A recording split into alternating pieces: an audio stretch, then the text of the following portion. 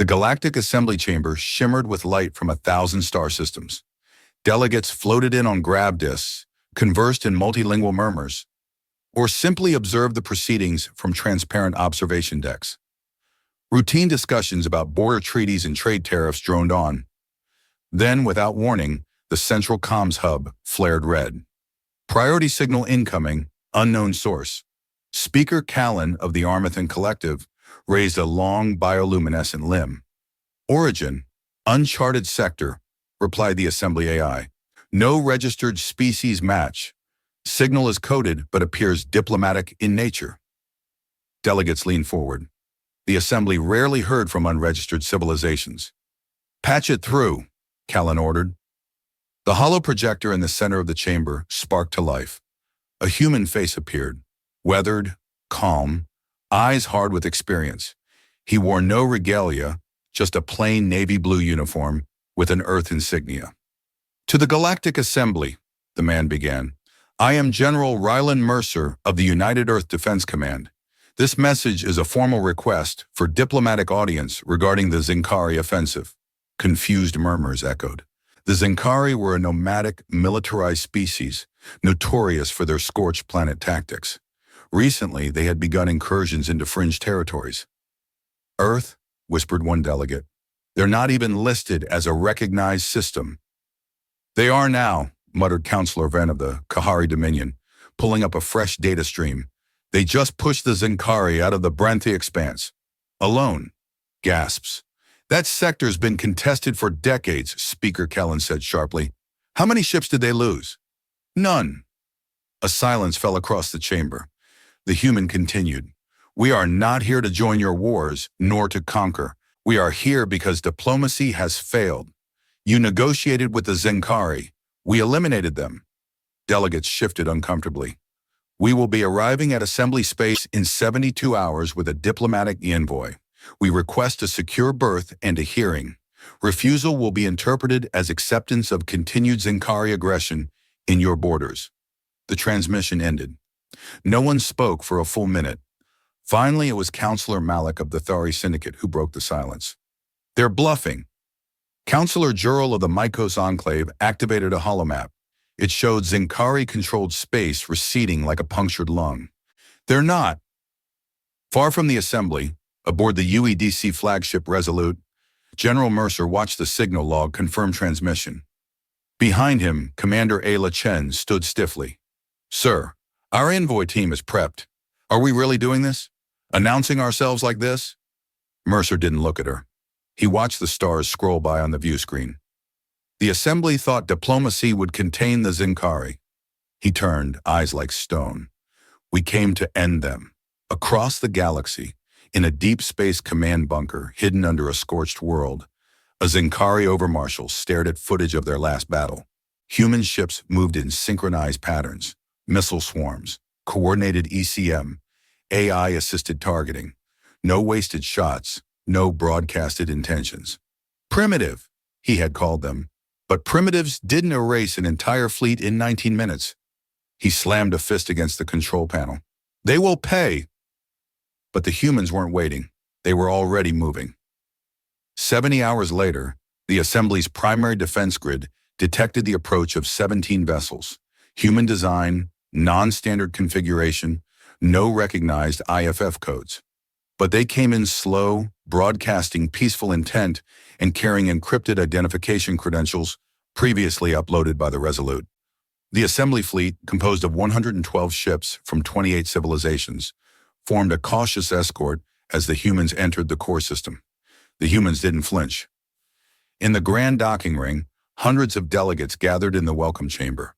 The atmosphere was tense, optics focused on the airlock doors. When they hissed open, 4 humans emerged. General Mercer, Commander Chen, Diplomatic Envoy Sarah Holt, and Security Captain Rami Adler. They wore sleek black uniforms with subtle Earth insignias, no armor, no visible weapons, but they carried a presence heavier than steel. Welcome to the Assembly, Speaker Callan said formally. This audience is granted under Emergency Protocol 47C. You will have 10 minutes to present your case. Mercer stepped forward. We'll only need 5. The assembly hall darkened. A holomap bloomed into view, detailing a spread of Zinkari incursions over the past 5 years. Over 100 colonized systems, either destroyed or forcibly annexed. The Zinkari use diplomacy as delay, not solution, Mercer said. You've known this for decades and done nothing effective. Earth stepped in not because we wanted to, but because we had no choice. One of those colonies was ours. Images of shattered Earth outposts flashed across the display. Dead children, burning biodomes, silent orbiting husks. We answered not with treaties, but tactics, precision strikes, encirclement, psychological collapse. The holo shifted again. Now Zinkari warships shattered mid-jump. Orbital stations detonated. Zinkari Fleet Command abandoned. Gasps rippled through the chamber. Counselor Jarrell blinked. You did this alone? Envoy Holt answered. With 32 ships, 3 battalions, 2 weeks. Murmurs turned to a storm. How? Asked Malik, voice hushed. Mercer's face was iron. We don't fight to impress. We fight to end wars. If that makes you nervous, ask yourselves why.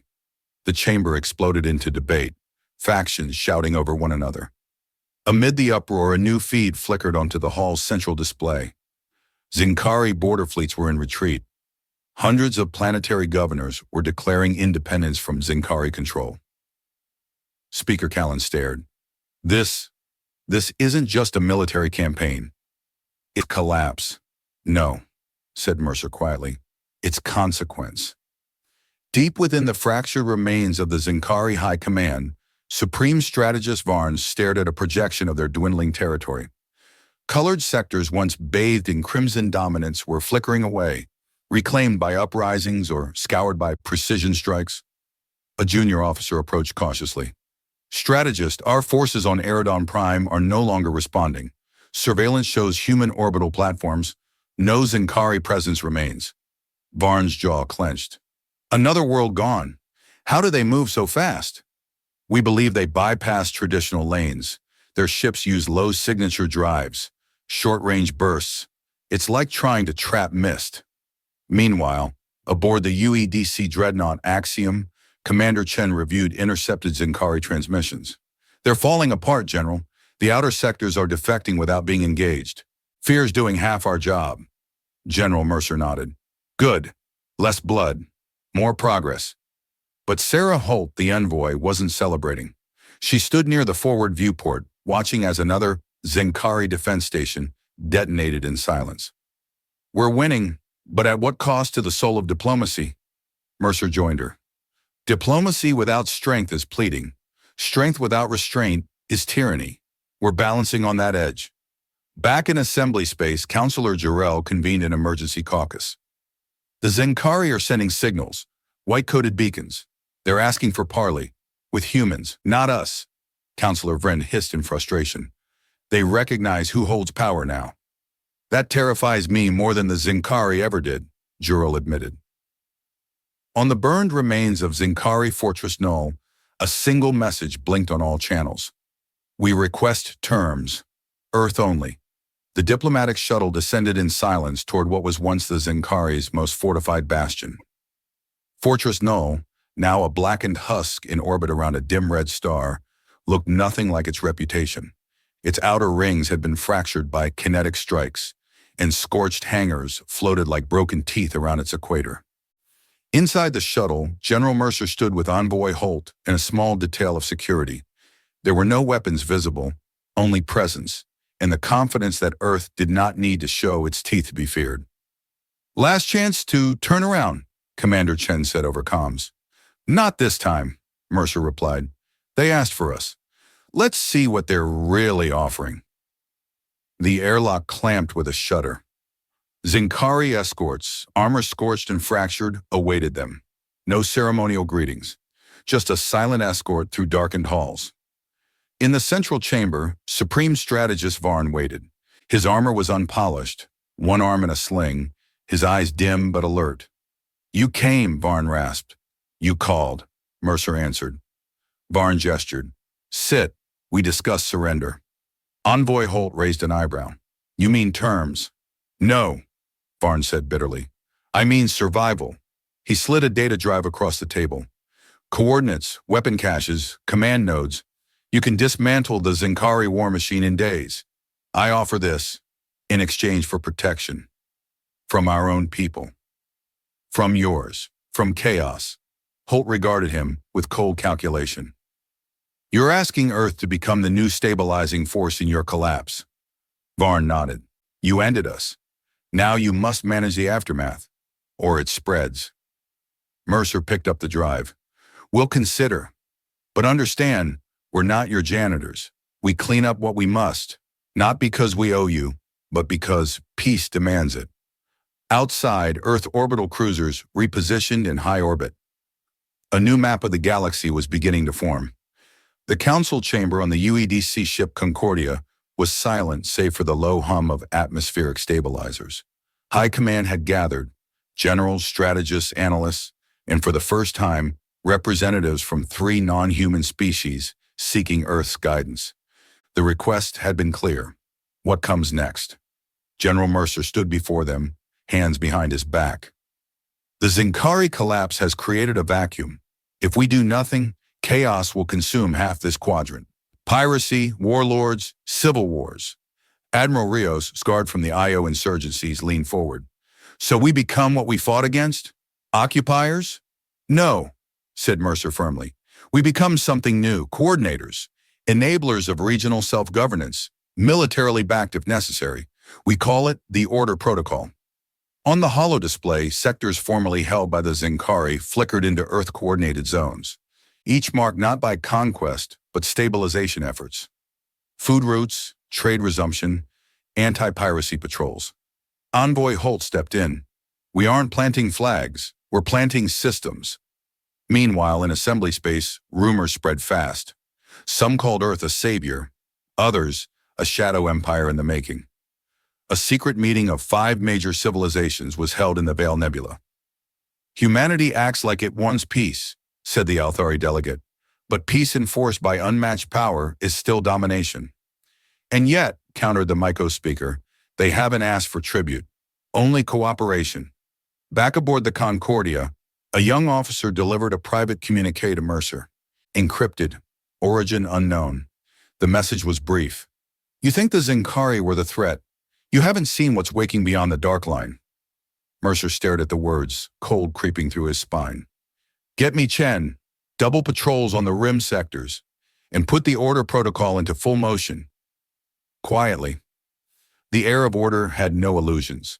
Peace was just the beginning. In the cold frontier of the galaxy's rim, where even gravity whispered in half-formed echoes, humanity's patrol vessels found more than empty stars. Drone footage from the scout frigate Aurora Spire captured something drifting beyond Sector 9X. A mass, vast, metallic, and silent. Not a ship, not a station, a construct. It bore no heat signature, no active propulsion, yet it moved with purpose. Slow, deliberate, unstoppable. At UEDC Central Command, analysts debated. AI patterning failed to classify the structure. Ancient, engineered, one word began to surface. Precursor. Chen reviewed the footage alongside Mercer. It's waking up. Mercer said nothing for a long time. Finally, seal off the rim sectors. Nothing goes in or out. Quietly, initiate Sentinel protocols. In assembly space, rumors trickled in. Trade ships whispering of vanishing colonies. Static-filled distress signals. Entire routes gone dark. But the assembly, still reeling from the Zinkari collapse, dismissed the stories as hysteria. They didn't know Earth had already sent its answer. In stealth, black ships departed from lunar dry docks. The Eidolon fleet, Earth's silent arm, equipped with quantum cloaks and wormhole pikes, designed not to engage, but to observe and survive what no one else could. Envoy Holt contacted the Mycos and Althari under diplomatic guise. We need a quiet alliance, observation, not confrontation. But even in whispers, the truth bled. From the dark line, a signal emerged. Non-verbal, not linguistic.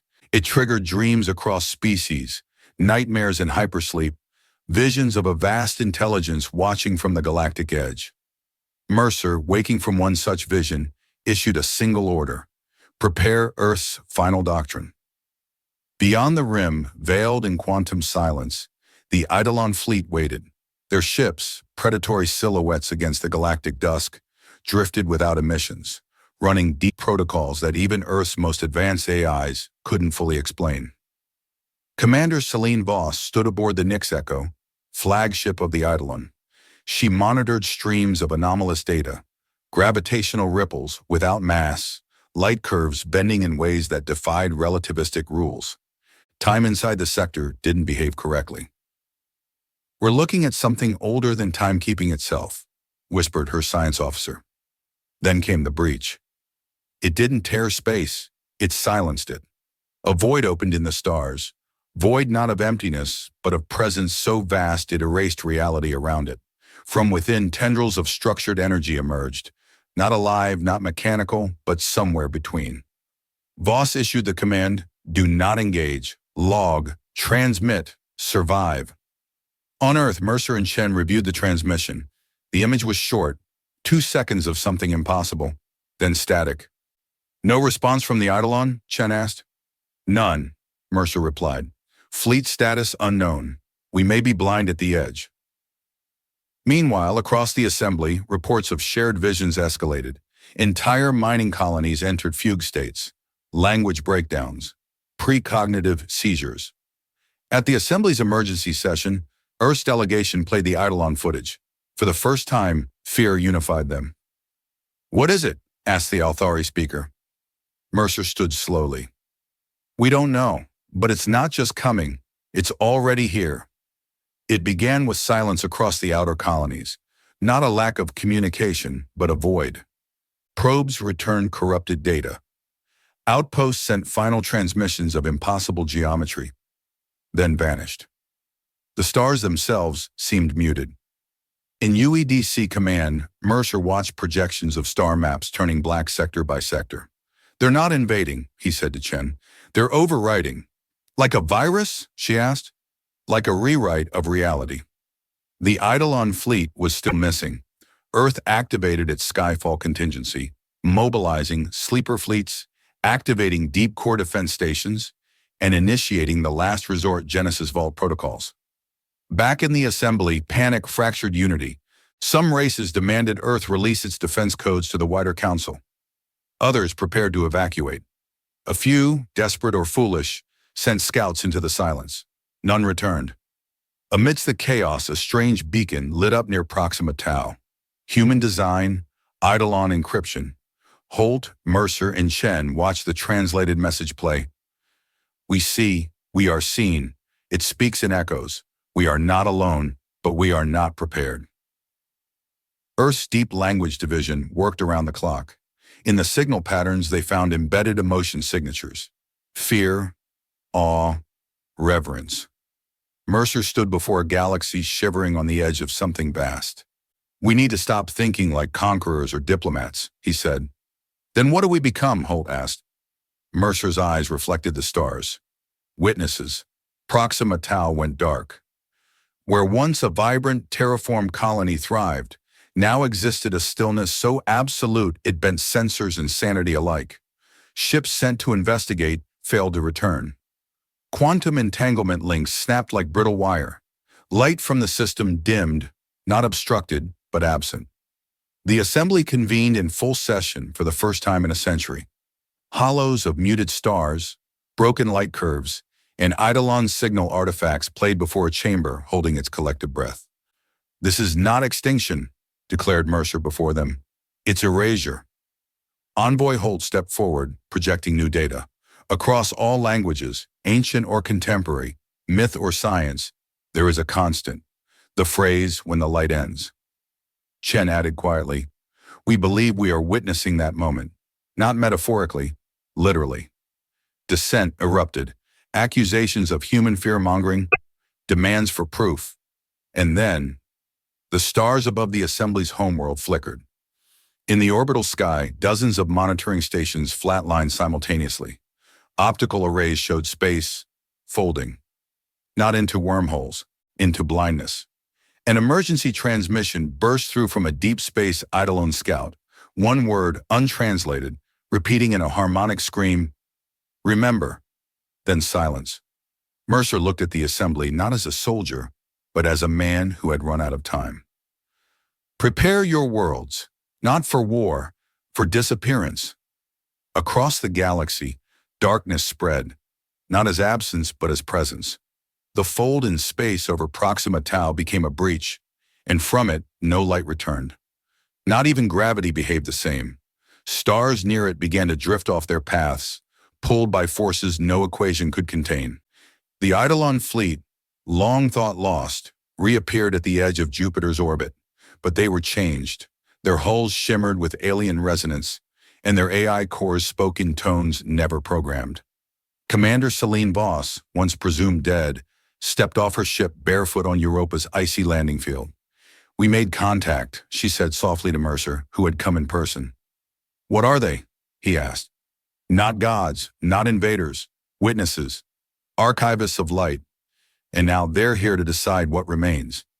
The assembly demanded answers, but Earth remained silent. Not from arrogance, from uncertainty. A final Eidolon transmission played through the Council's network, a broadcast encoded not in language, but in emotion, vision, entropy. Entire species fell into shared dreams. Some wept, some screamed. A few simply stopped speaking. Holt, now acting ambassador to the remnants of order, stood before the assembly. "They asked one question," she said, "in a frequency we could barely survive." She tapped the console. A single word appeared across every screen. "Worthy?" No one answered, because the question wasn't for the assembly. It was for existence itself. And the silence that followed was final. An end.